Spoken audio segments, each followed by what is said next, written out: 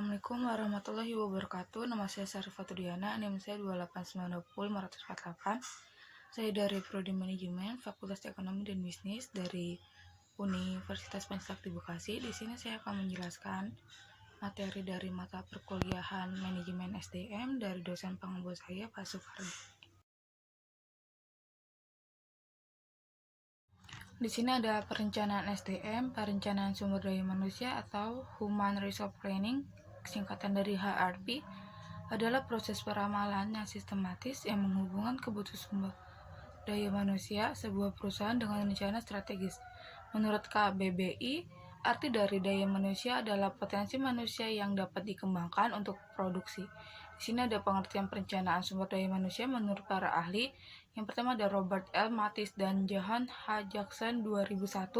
Perencanaan sumber daya manusia adalah proses analisis dan identifikasi tersedianya dan kebutuhan akan sumber daya manusia. Selanjutnya di sini ada tujuan perencanaan SDM.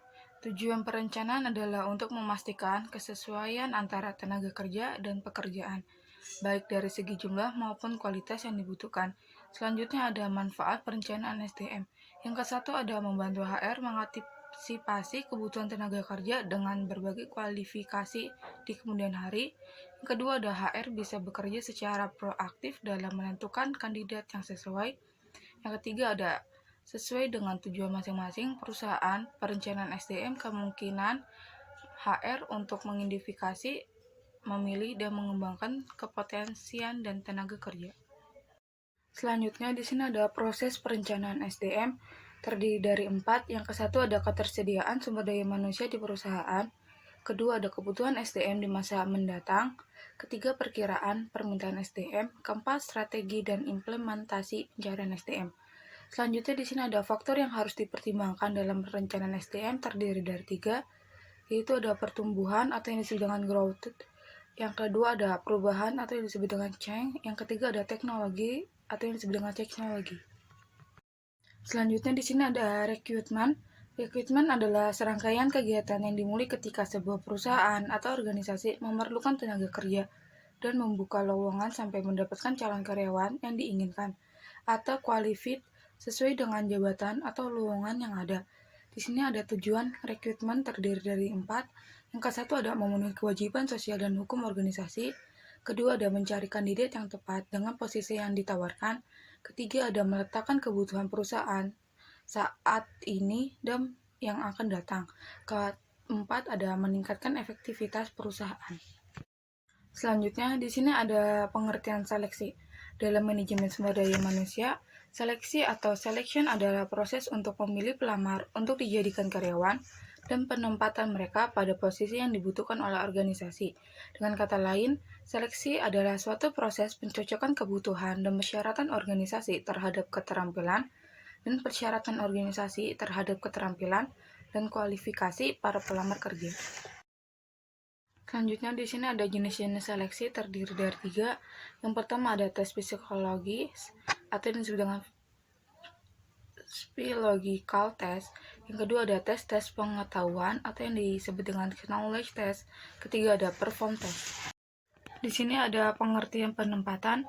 Pelaksanaan penempatan karyawan yang tepat akan tercipta manakala kemampuan bekerja dari pegawai sudah sesuai dengan standar yang dibutuhkan untuk melakukan pekerjaan yang dipercaya kepadanya. Keputusan mengenai penempatan dimaksudkan untuk penempatan orang yang tepat pada jabatan yang tepat. Selanjutnya di sini ada metode penempatan. Adapun metode-metode yang harus ditempuh adalah yang ke-1 menentukan kebutuhan sumber daya manusia. Kedua mengupayakan persetujuan anggaran untuk mengadakan arus pengisian jabatan-jabatan. Ketiga pengembangan kriteria penempatan yang valid. Keempat, pengadaan atau rekrutmen. Kelima, mengadakan tes atau sebaiknya men-screening para pelamar. Keenam, menyiapkan daftar dari para pelamar dan pegawai yang berkualitas. Selanjutnya di sini ada faktor-faktor yang harus dipertimbangkan dalam penempatan pegawai. Yang ke-1, faktor prestasi akademis. Kedua, faktor pengalaman. Ketiga, faktor kesehatan fisik dan mental. Keempat, faktor status perkawinan. Kelima, faktor usia. Selanjutnya di sini ada prinsip-prinsip penempatan kerja. Yang ke-1 ada prinsip kemanusiaan. Kedua, prinsip demokrasi. ketiga prinsip kesatuan arah, keempat prinsip kesatuan tujuan. Selanjutnya di sini ada pengertian kompensasi. Kompensasi adalah sebuah bentuk penghasilan langsung atau tidak langsung yang diperoleh karyawan. Beberapa ahli telah memberikan pengertian terhadap kompensasi. Beberapa di antaranya, menurut Hasibun, kompensasi adalah sebuah bentuk penghasilan baik dan bentuk uang, barang langsung atau tidak langsung yang didapatkan karyawan sebagai penghargaan atau jasa yang diberikan kepada perusahaan. Selanjutnya di sini ada dampak positif, yaitu adanya kompensasi yang diberikan oleh perusahaan kepada karyawan tentu menimbulkan dampak positif yang mampu memberikan keuntungan baik untuk perusahaan maupun karyawan.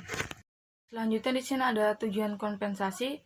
Yang ke-1 ada mempertahankan karyawan yang berprestasi, kedua mendapatkan karyawan yang berkualitas, ketiga memicu perubahan sikap semakin baik, keempat efisien biaya, kelima menjamin adanya keadilan dalam perusahaan, keenam memenuhi administrasi legalitas. Selanjutnya di sini ada jenis kompensasi. Jenis kompensasi itu terdiri dari 3 bagian, yaitu 1. Kompensasi langsung, 2. Kompensasi tidak langsung, 3. Kompensasi non-finansial. Selanjutnya di sini ada kriteria pemberian kompensasi. Kriteria pemberian kompensasi adalah harga pekerjaan dan sistem kompensasi. Biasanya perusahaan memberikan kompensasi kepada karyawan dengan beberapa pertimbangan. Berikut ini adalah pertimbangan suatu perusahaan dalam memberikan kompensasi. Yang ke-1 ada harga pekerjaan, kedua sistem kompensasi. Mungkin cukup sekian dari saya, kurang lebihnya mohon maaf bila ada kesalahan. Wabillahi taufiq walhidayah. Wassalamualaikum warahmatullahi wabarakatuh.